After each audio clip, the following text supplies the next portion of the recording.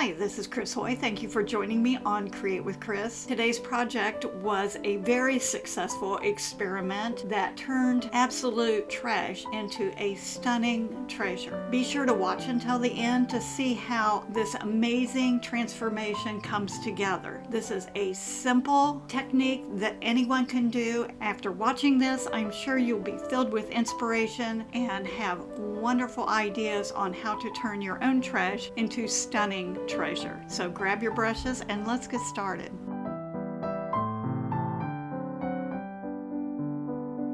Instead of using multi-purpose sealer, I decided to go ahead and base coat the heart with chalk paint.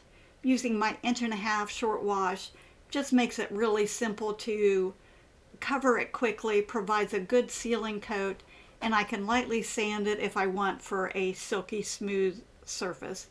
I flipped the heart over because I wanted the larger hump on the heart to be on the left side. So depending on what you're doing with your surface, you can use pretty much any surface. I kind of had Valentine's Day in mind, and like I said in the intro, this was very much an experiment. I thought, well, if it doesn't work, I just wouldn't make the video, but I loved how it turned out. Just using my brush to smooth on that base coat. I'm not particularly sure what I'm going to do, but I know I want it nice and smooth. So I'm just going to start with that, give it a quick dry, and then I'm using, you know how you store your silk flowers and all these pieces fall off? These were in the bottom of my tote, and I was going to toss them out. I was cleaning things out, and I wonder if I use these to create some sort of a project. And this is so very different than what I normally do. So I'm taking the large roses. I'm going to start with those because they are the biggest. I found out that plastic connector on the backside made them stick too far up off of the surface. So I took that off, and then I'm smashing the rose in so that the hot glue is going to help adhere all of the layers of petals to the surface. And I thought I'd start with hot glue if I need to use a stronger glue after I get it in to really make sure they stay in place. But this worked out really, really well. And as we go through this, I'll tell you what didn't work out well.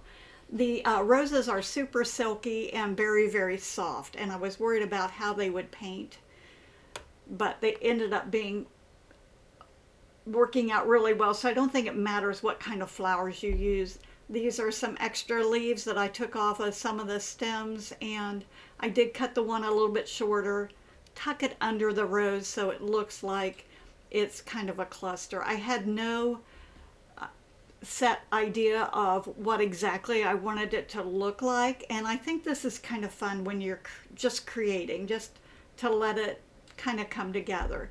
And believe me, these flowers were so ugly and imperfect. I figured whatever I did, it had to look better than what they were in the beginning. So again, I'm just hot gluing. These have the plastic backing on them. You do have to be kind of careful because sometimes when they cut the backing off, they completely fall apart. So just make sure that if it does have a backing on it, you cut it off to put enough glue to hold the flower together.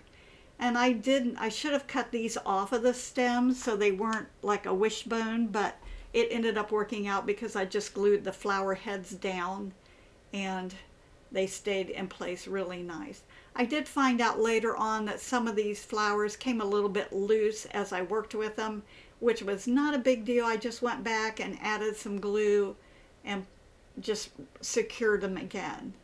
And I started in the middle, kind of working out toward the edges. To me, it was a little bit difficult because the colors of the flowers kind of threw my eye off, and I wasn't really sure how it was going to look after it was finished. Again, just an experiment, but I wanted to make sure they weren't too symmetrical. So I did find out these little blue flowers, I think they were carnations. They were really sweet, but boy, they had a real high backing on them. I had to snip that down really tight and close so they would lay flat. These are the little clusters of berries that come with the Christmas picks, and they had berries all the way around. The inner core was styrofoam, so I just used my scissors to cut that inner core or the back of the berries off so they would lay a little bit flat, and then glued them down. And I wanted to make sure to tuck the stems underneath of something so they didn't look like they were free floating.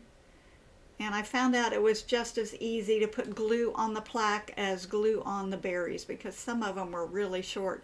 It was a little bit of a struggle to hang on to them. And just kind of tuck them in. I wanted it to be a little bit irregular. The leaf, I just put a little bit of a tack under the leaf, so I went back and added a little more glue. This is kind of fun. You don't have to think too hard about it. And if it doesn't look right, you can just pop it off and re-secure it.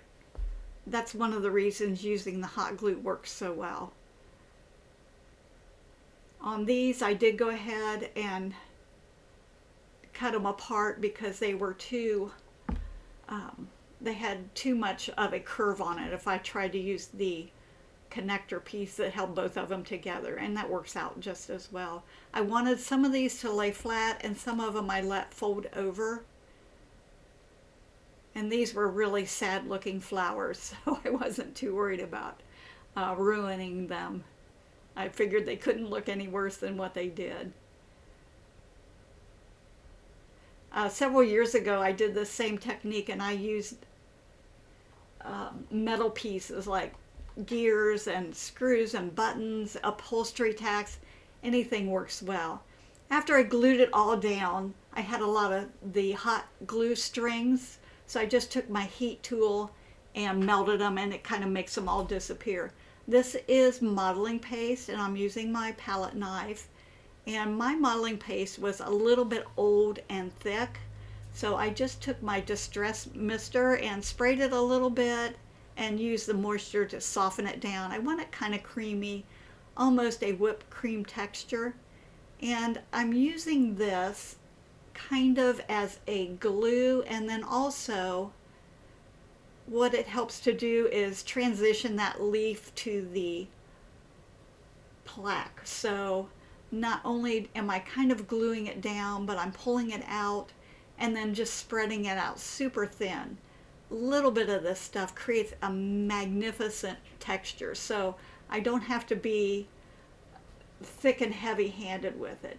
Anywhere where I think it's too much of a transition from the flower or the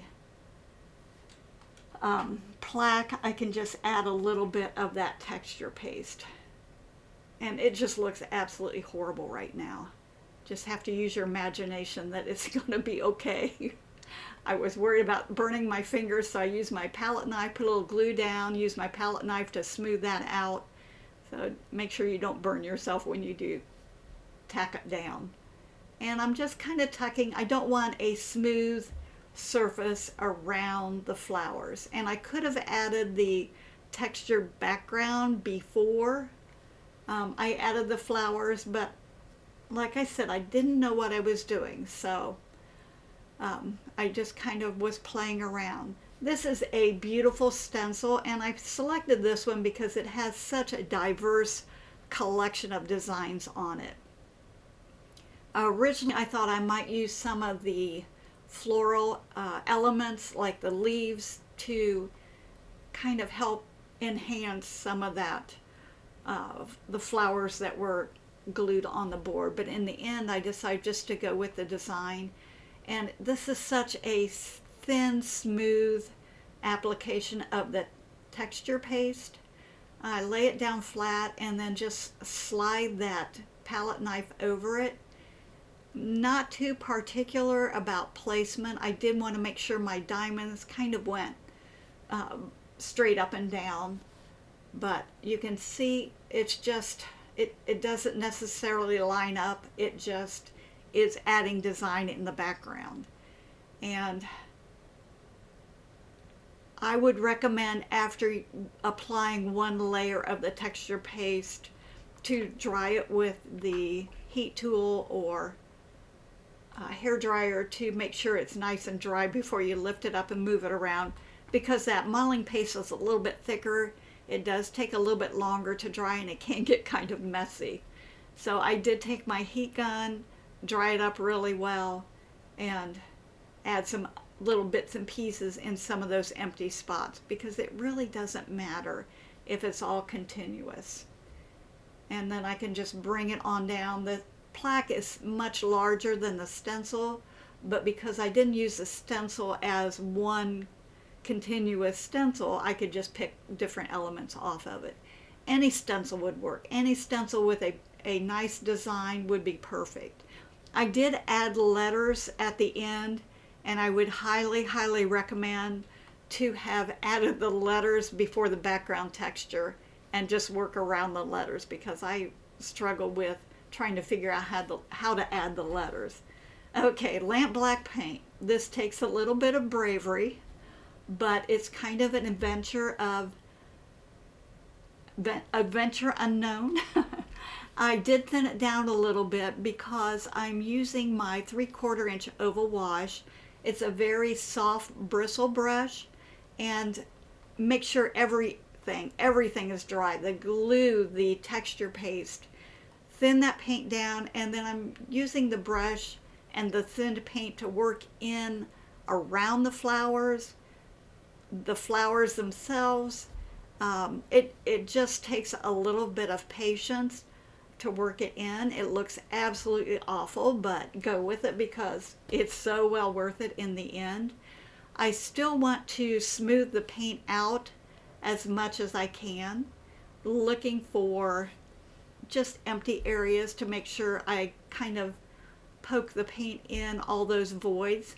One thing about acrylic paint, and I'm using Decor Americana, it doesn't matter what acrylic you use, but as it dries, the paint will shrink a little bit, and some of these little areas that you don't really notice with the first application of paint will kind of open up, and it always requires a second layer. So I highly recommend a thin layer to begin with, and then let it dry really well, and then add the second layer. I was worried about the roses because they were a very soft, silky composition, I guess is what it is, and the other flowers were a little bit stiffer, and I was worried about whether or not the roses would stiffen up with paint.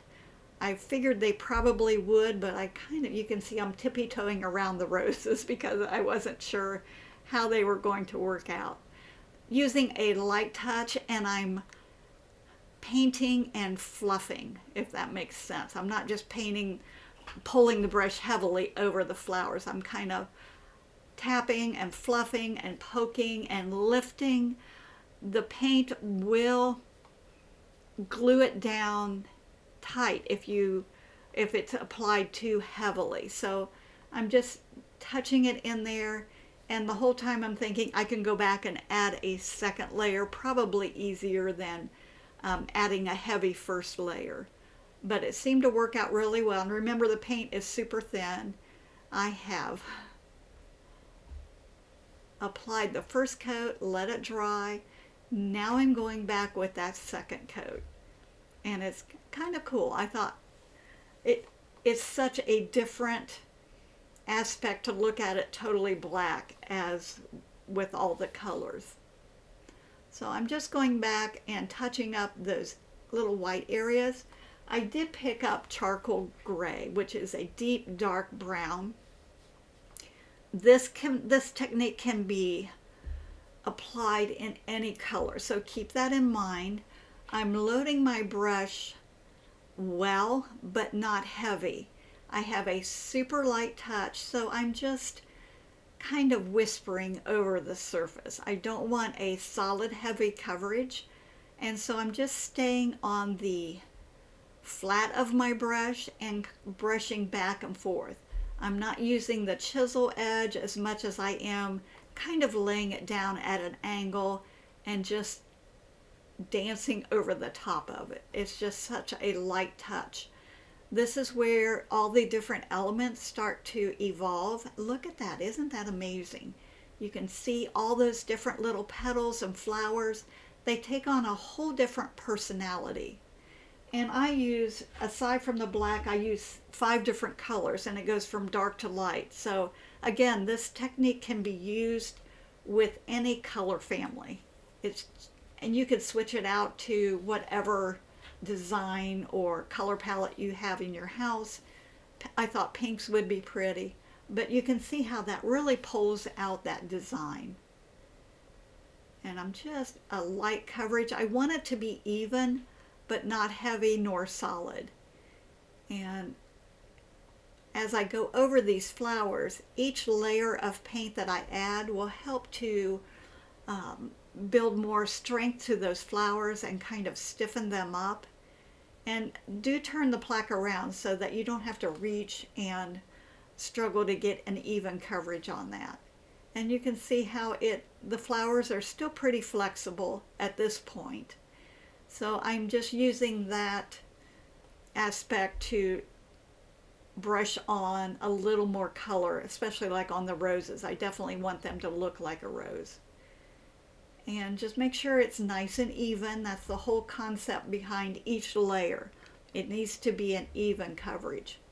And it was kind of funny because after I started applying different colors, each one I thought this was really pretty by itself, and I thought, gosh, you could even stop at this point and create something beautiful just using the two-tone, the black and the charcoal gray or asphalt, and just a darker color. Raw umber is another deep dark chocolate that would work well. And if I see any white areas, I can go in and kind of touch those up. That one flower on the left, I think, came kind of loose. Look at this. Isn't this just beautiful?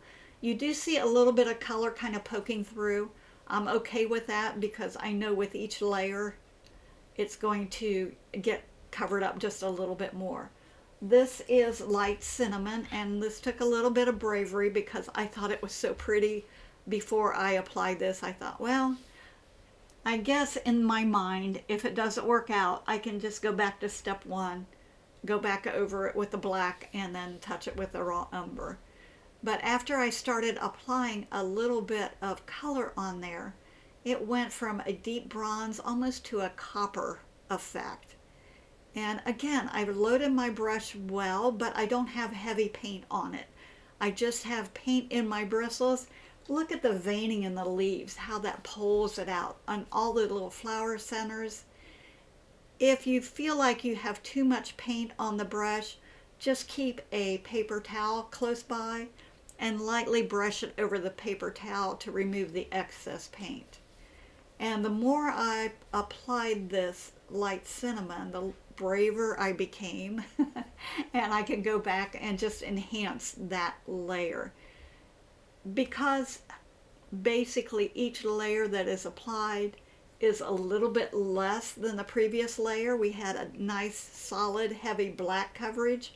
The raw umber was an even coverage. The light cinnamon is just a little bit less as far as the coverage. I'm not going as deep or as heavy. And look how it brings out those rose petals. And you can see the rose is still a little bit floppy, but as each layer is applied, it gets just a little bit firmer. And that little flower there, just bound and determined, is going to come off. But I wanted to go ahead and continue putting the color on before I glued it back in. I wanted it to be very consistent. And I thought maybe if I stopped and started again, it wouldn't blend together so well.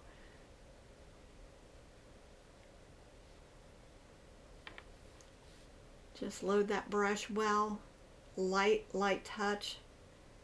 And I did go back and blend that flower, or glue the flower in. You can see the white around it. And I just used a tacky glue to stick that on there.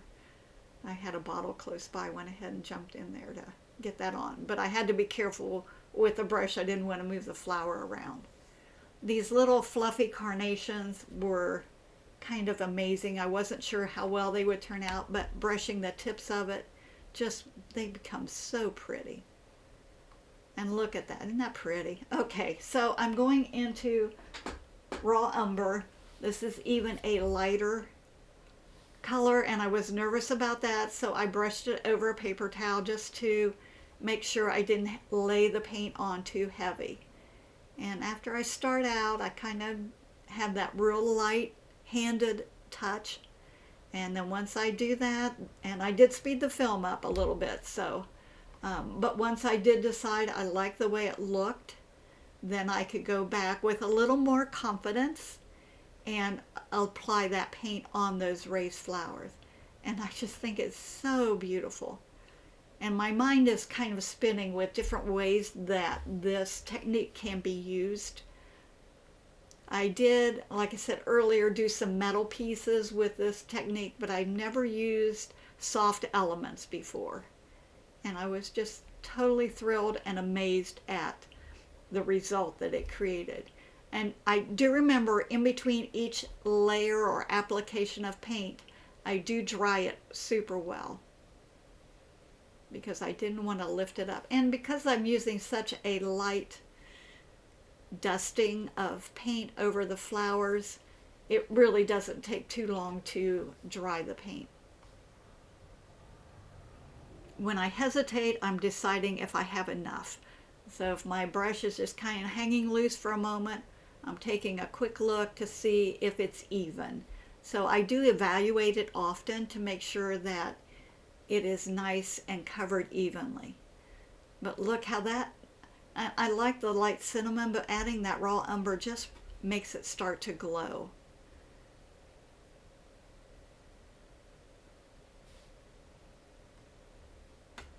And I'm just so totally amazed at all the detail that is now visible. Going now with antique white. And again, I was a little bit nervous because I really like the way it looks at this point. So I'm just highlighting that very, very lightly. Not sure if this is going to be a good thing or a bad thing, but confident because I know whatever happens, I can go back and, like I said, start from square A and just touch it up. It really does not take too terribly long to do this entire plaque. And I had so much fun with each layer. It was just almost magical to watch it evolve. And those first few brush strokes, you know, I wasn't really sure that was going to work out. But look at it now. They almost look like sculpted stone. And you can see how I lay the brush down more so than using the chisel edge to kind of dry brush that paint in there. Very, very light touch. Never, never do I press down on my brush. It's just a light, I reload often, light application of paint. And you can see how I really work that in the brushes and just encourage it to rest on those raised edges. And I love the way the bright color really pronounces that dark shading and creates that contrast that really makes it pop. Again, I did speed this up to make sure that you don't get bored because it does take a little bit of time to cover all of the areas lightly. But it's so much fun to watch that evolve. I was trying to think of different ways that I could use this, and I was thinking, wouldn't this be beautiful on a picture frame? You could take a little cluster of flowers and just kind of glue it in the corner or all four corners, or just to add a little bit of sculpture like the old-fashioned frames. So if you decide to give this a try, I would love to see what you do.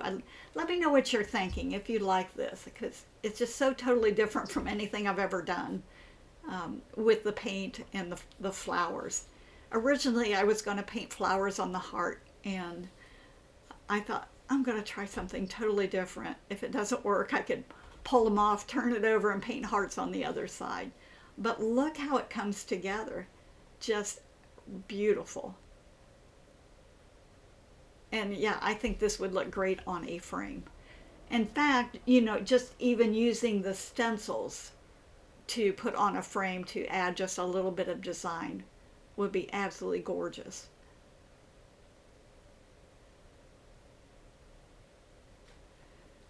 And because I use such a light whisper of paint, I let it dry and then I can go back and see where those flowers, I really wanted the flowers to pop. And because there's so much design with the background and the flowers, I did spend a little more time on the flowers to kind of elevate those a little bit stronger. And let me know if you agree. I thought each application of paint was beautiful.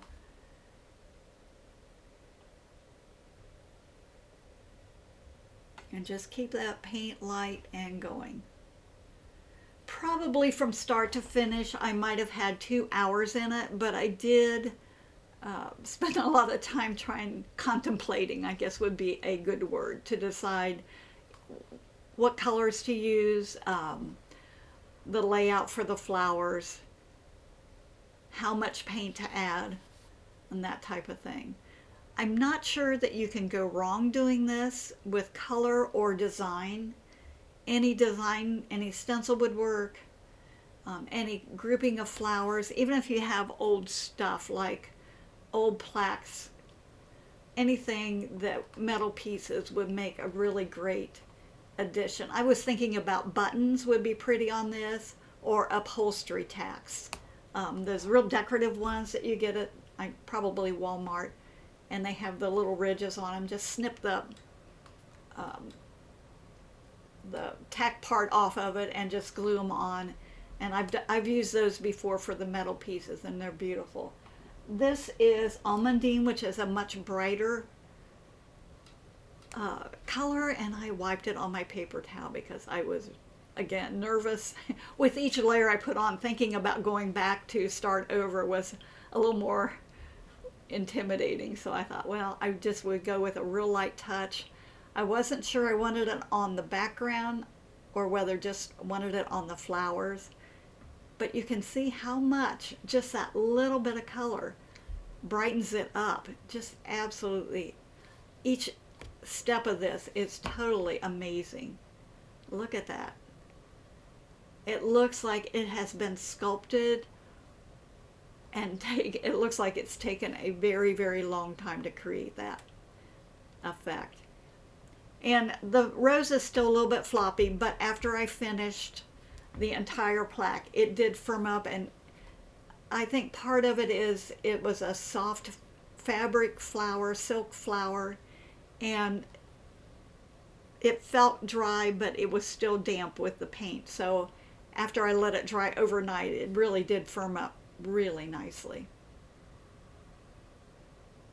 I thought this turned it from kind of a yellow piece to, I just thought it elevated it even that much more. It just became so much more appealing and impressive, I think, is with this lighter color on it. And again, I'm using just the back of my brush, brushing it very lightly. And I decided that if you go one direction, you'll get one look, and if you go the other direction, so go back and forth so that the paint is applied both sides on those raised, ridged areas. It changes the whole atmosphere of the piece, adding this lighter color on there.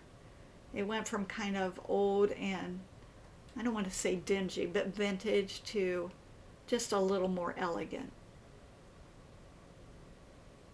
I put it around the outer edges to create that. You can see the contrast between the edges of the flowers and the background.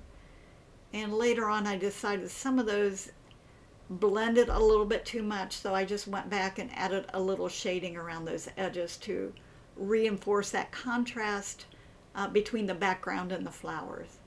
I love how this is looking. Let me know what you think, if you would stop here or if you would continue on. So I always have to try one more thing, and I wondered what would happen if I just added a light wash of color over the flowers. I loaded my number 5 radical round with Baby Duck, which is just a nice light yellow, and I'm basically just dry brushing the color onto the daisy petals. A little bit of color makes a big difference. I thought if I liked it and it needed to be heavier, I could always go back and add more.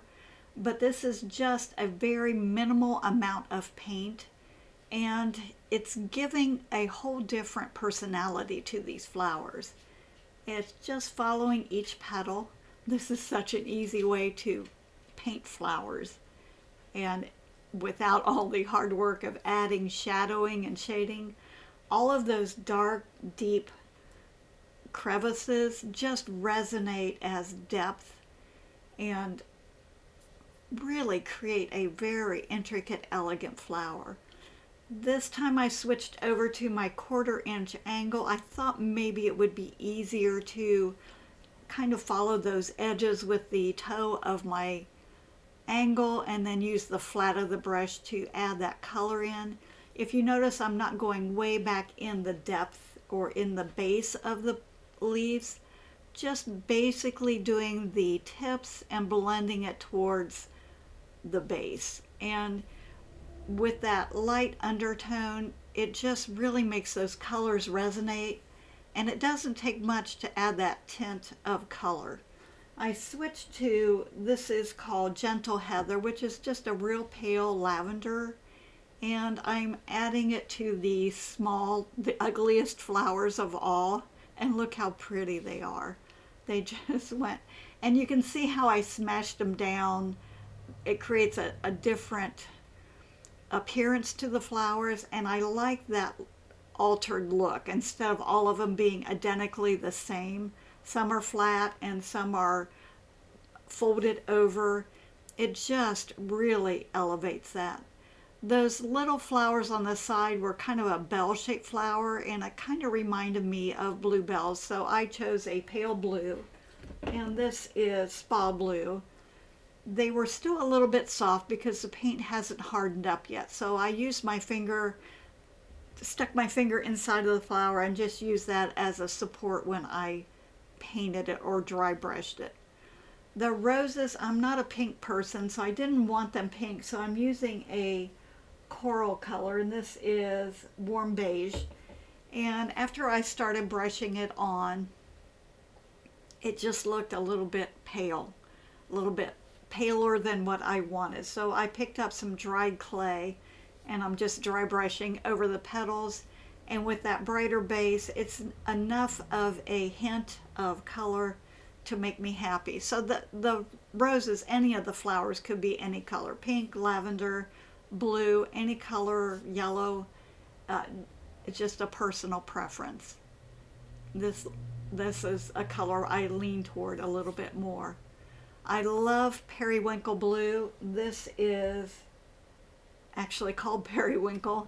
It's probably why I picked it. But the little carnations I think are so sweet. I love those little frilly edges, and I wanted those to be very visible. And this periwinkle, they say everyone looks good in periwinkle. Periwinkle is a good solution. So if you're kind of at a loss for a color, I always kind of go to periwinkle. It kind of fills in a lot of gaps. But look what a nice color. It just really blends well with the whole entire color palette. And I love the way it enhances that frilly edges. Picked up a bit of that dried clay to dry brush the center of those daisies. I thought I would leave them yellow, but they look too much the same, and they needed a little more contrast in color. And then after I added it, I thought it helped to pull the color from the roses, create a little more continuity. So I got on a roll and I decided to dry brush the little berries. And I think it's funny, those berries were deep burgundy when I put them on there, and very low key. But look how, when I dry brush them with this dried clay, they just really to me, they add the details that pull this all together. And again, it pulls that coral color throughout. I decided to kind of enhance the tips of the leaves with a little bit of, this is lush green. I have to look the colors up. This is where the background kind of blended in with those daisy petals. I took a little bit of that charcoal gray and shaded around. Now, this is where I wasn't sure in the beginning. I thought I should have done the letters first. After it was all said and done, I think I did it the correct way. I wasn't sure about placement, so I stenciled the word love on a piece of acetate just so I could see whether or not that's what I wanted, whether the placement was correct. I added a little bit of lamp black into my texture paste. Actually, I'll be honest with you, I tried to stencil with the texture paste. The pure white was just too hard to deal with. So I've taken my acetate, you can see that sheet there. I put it in position where I want it, and then I can lay my stencil over it and I have perfect placement. Anchor it down really good with a piece of painter's tape, and I did not put a very heavy coverage of texture paste on this because of all of the unevenness in the background. If I were to press really hard and push that to fill it up really tight and even, it would have smooshed out in all those crevices and valleys underneath. So I just put on a light coat. It's even, and then I didn't manipulate it. I didn't use my palette knife to spread over it very much. I just let it kind of naturally fill in. I dried it super well, put my stencil back in position, anchored it down. Now that it's nice and dry, I can go over it with my palette knife, create more of a solid, heavy, even raised lettering.